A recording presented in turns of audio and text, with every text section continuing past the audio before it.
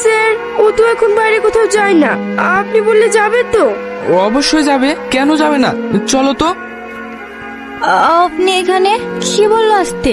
আপনি আমার সাথে ডাক্তার বাড়ি চলুন, না হলে জ্বরটা আরো বাড়বে। আমি কারোর উপর বোঝা হতে চাই না। বোঝা হবেন কেন? আপনি যদি নিজের যত্ন না নেন তাহলে যারা সত্যিই আপনাকে ভালোবাসে তাদের কষ্ট হবে। বুবু, চ না প্লিজ। ঠিক আছে, কিন্তু আমি একা যাব। আপনি একাই যাবেন, আমরা শুধু আপনার পাশে থাকবো, যাতে আপনি পথ না হারান। আস্তে ডাক্তার বাবু। তুমি খুব ভাগ্যবতী যে এমন একটা মানুষকে পাশে পেয়েছো। বলুন স্যার। স্যার না, আমার নাম রোহন। সাথী, আমি তোমাকে ভালোবাসি।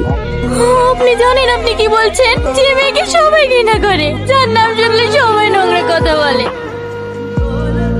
না সাথী, আমি তোমার দেহকে না, আমি সেই সাথীকে ভালোবাসি যে এত কষ্ট পেয়েও এখনো বেঁচে আছে।